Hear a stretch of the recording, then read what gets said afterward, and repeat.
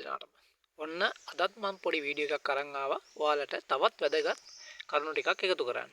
මේ වීඩියෝ එකේදී මම ඔයාලට කියලා දෙන්න යන්නේ ඔයාලා ලක්ෂරි වොච් එකක් නැත්නම් හොඳ බ්‍රෑන්ඩඩ් වොච් එකක් ගන්න යනවා නම් සැලකිලිමත් විය යුතු කරුණු මොනවද සහ මම ගෙනාපු වොච් එකකින් තියෙන එක්ස්පීරියන්ස් එක ඔයාලත් එක්ක බෙදා ගන්න තමයි ආවේ.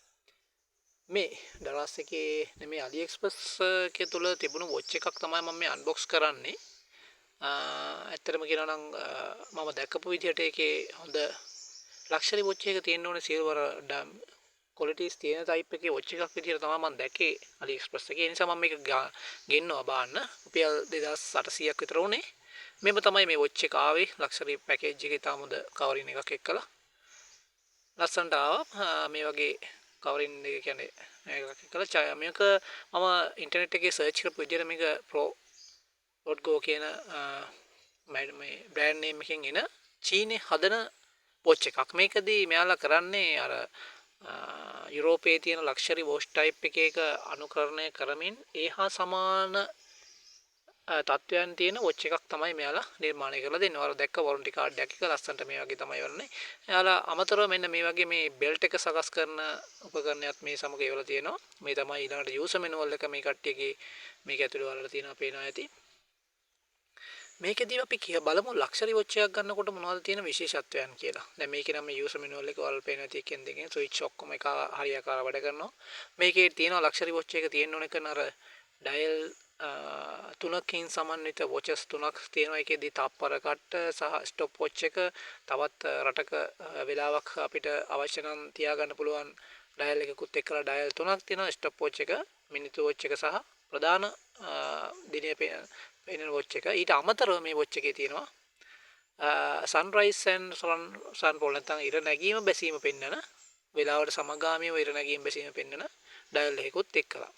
ඊටම සංකීර්ණයි, ඊටම ලස්සනයි. ඒ කියන්නේ අර ප්‍රධාන පෙළේ විශේෂ වොච් වල තියෙන ඕනේ කියන සියලුම කාරණා ටික වගේ මේක ඇතුළත් කරලා තියෙනවා. මේක බැටරි charging බැටරි වලින් වැඩ කරන වොච් එකක් වලට පේන ඉතින් මේව තමයි අපි අන්බොක්ස් කරන එකට ආවේ. මේක ඔන් කරලා යාලගේ ඒ වොචින් ටයිම් එක තමයි ආවේ. මේ චීනෙන් ආපු ගමන් මම මේ අන්බොක්ස් කරන ගමන් ඔයාලට පෙන්වන්නේ.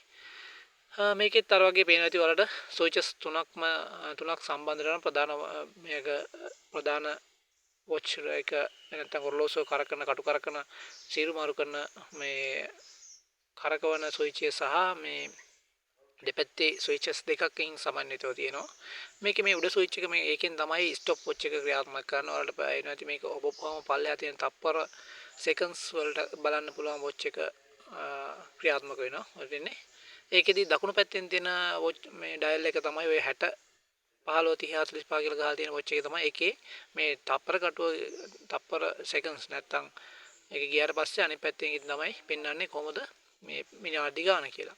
දැන් ඔයාලට පෙන්වන්නේ මම මේ මැද ස්විච් එක ඒක පොඩ්ඩක් මෙයා කරලා කරකපුවම ඔයාලට පේන තියෙ උඩ තියෙන සන්රයිස් ඇන්ඩ් ෆෝල් එකේ හඳ තිබුණා. අන්න දැන් හඳ බහැලා ගිහිල්ලා ඉර පැත්තට ඔන්න ඉර අනිත් පැත්තෙන් එන්න පටන් ගන්නවා. උඩම වොච් එකේ බලන්න යාර බ්‍රෑන්ඩ් නේම් එක ගහලා තියෙන තැන ඔන්න ඔය ආකාරයට ගත්තම ඔයාලට පේනවා. ඔය පේන්නේ උඩින් අර ඉරන්න ඉර දැන් උඩට යනවා. ඒ ආකාරයෙන් මේක ඔටෝමැටිකලි ඉරත් එක්ක ඉර සහ සඳ වෙනස් වෙන ආකාරය ඉතාම හොඳින් පෙන්වන්න පුළුවන් විදිහට මේ වොච් එක හදලා තියෙනවා. බ්‍රෑන්ඩඩ් වොච් එකක් වෙච්චාම ඔයාලා දැනගන්න ඕනේ මේ ඉස්සරහා ඩිස්ප්ලේ එකේ තියෙන වීදුරුව. වොච් එකේ ඉස්සරහා වීදුරුව සාමාන්‍යයෙන් එක වර්ගවල එනවා. ප්ලාස්ටික් වෙනවා, වීදුරුව වෙනවා. හැබැයි හොඳ වොච් එක නම් මේක ක්‍රිස්ටල් හෝ හොඳම වොච් එක නම් රොලෙක්ස් වගේ වොච් එක නම් ඒකේ ඉන්නේ බ්ලූ සපායා මැනික් වලින් හදන ලද වීදුරුව ආවරණයක්. ඒක වීදුරු ආවරණ නෙමෙයි ආවරණයක් තමයි ඉස්සරහට ඉන්නේ මේ වීදුරු ඩයල් එක විදිහට. මොකද වීදුරු ඩයල් එකේ ඒ වගේ මැනික් වලින් හදන එකේ තියෙන වටිනාකම තියෙන ප්ලාස්ටික් එකේ අතර වෙනස තියෙන්නේ ප්ලාස්ටික් එකක් ඕනම චූටි මේ පැදීමකදී පවා සීරෙන්න පුළුවන්. හැබැයි ක්‍රිස්ටල් එක ඊට වඩා ටිකක් හයියි. ඒකෙදි ක්‍රිස්ටල් ටයිප් එක එක ආකාර මිනරල්ස් වලින් හදන ක්‍රිස්ටල් තියෙනවා. ඒවා ටික කාලයක් සීරෙන්න නැතුව තියෙනවා. හැබැයි බ්ලූ සෆායා කියන්නේ නැත්තම් මැනික් කියන්නේ මේ තමයි වර නයිට් විෂන් එකේදී පේන විදිහ රැයට මේක ආලෝකේ නිරාරණය වෙලා තියලා කරුවලට ගියපම මේ වගේ මේ වොච් එකේ ඇතුළත ආලෝකේ වෙලා ආලෝකමත් වෙලා පේනවා. හැබැයි මේක ඉර එළියේ සෝ තද ආලෝකයක තිබිලා ඇතුළට ගියොත් විතරයි මේක වෙන්නේ. නයිට් ලයිට් එකක් මේ වොච් එකත් එක්ක ඉන්නේ නැහැ. මම කියන්නේ ඒකයි බ්ලූ සෆායා නැත්තම් මැනික් වලින් හදන ඩිස්ප්ලේ එකක මේ වීදුරු ක්ලාස් එකක තියෙන විශේෂත්වය තමයි ඒක ඔය hardness එක වැඩිම material එක. ලෝකේ දියමන්ති වලට පල්ලෙහෙන් තියෙන වැඩිම material එක. නැත්තම් දියමන්තියකින් විතරයි blue sapphire නැත්තම් මැණික් blue sapphire මැණික් වලින් සකස් කරන ලද වීදුරුවක් සූරන්න පුළුවන්. සාමාන්‍යයෙන් ඔයාලා දන්නේ නැති Apple phone වල එන මේ කැමරාවේ එන lens එක මේ හදන්නේ blue sapphire crystal වලින්. මේ වගේ මේ තමයි මේ අර මේ box එකත් එක්ක ආපු මේ අර්ත් බෙල්ට් එක වෙනස් කරන ගලවලා සකස් කරන උපකරණය. මේකත් ඉතාම වටිනවා. අනික කොච්චර මේක ඇත්තටම එන්නේ නැහැ. අපි මේකට ස්තුතිවන්ත වෙන්න ඕනේ මේ ෆ්‍රොග්ගෝ සමාගමට මේ වගේ දෙයක් මේකත් එක්කලා අපිට එවනවට. මෙන්න මේ විදිහට ඒක අර වගේ මැෂින් එකේ දාලා ඒ කියන්නේ තද කරපුවාම අනිත් පැත්තෙන් එන විදිහට තමයි මේක සකස් කරලා තියෙන්නේ. මේ වගේ වොච් එක ගලවන්න පුළුවන්. ඊළඟ විශේෂ කාරණය තමයි Rolex වගේ වොච් එකක් මෙච්චර ගණන් එන්න නැත්නම් කෝටි ගණක් වගේ වෙන ගණන් වලට ගණන් වෙන්න හේතුව මොකද්ද කියලා ඔයාලා අහනවා ඇති. ඇත්තටම ඒකට හේතුව වෙන්නේ ඒවා අර මං කියෝ වගේ නිර්මාණය කරන නිර්මිතයන් අනුව. ඒකෙදී දැන් ඔයාලා කියන මේ ඩයල් ගේජ් එක නැත්නම් මේක හදලා තියෙන බොඩි එක හදලා තියෙන්නේ එලක් වෙලාවට දැන් මේකේ නම් හදලා තියෙන්නේ ස්ටේනස් ස්ටීල් වලින් නැත්නම් සුදු යකඩ වලින්. හැබැයි මෙම ඔරලෝසුව තියෙන මේ ෆ්‍රේම් එක ප්ලාස්ටික් වල ඉඳලා සුදු යකඩ රිදී රත්තරන් ආලේපිත ටයිටේනියම් දක්වා වෙනස් වෙන්න පුළුවන්. ඔයා හිතන්නකෝ ප්ලාස්ටික් වලින් හදපු වොච් එකකයි රත්තරන් වලින් කවර් එක හදපු වොච් එකකයි අතේ දාගෙන ඉන්නකොට තියෙන වෙනස කෝටි ගණක් වෙනස් වෙන්නේ නැද්ද කියලා.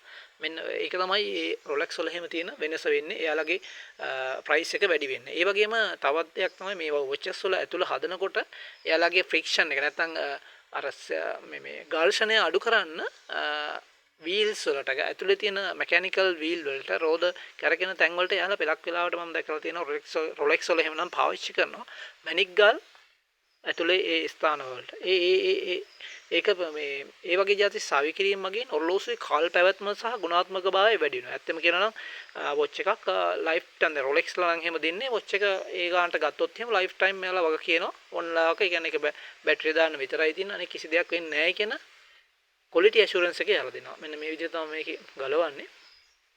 ඒක තමයි ඒකේ තියෙන විශේෂත්වය. හැබැයි ඉතින් දැනට දැන් මේ පේන යුරෝපයේ දැන් අපි හිතමු Casio watch එකක්.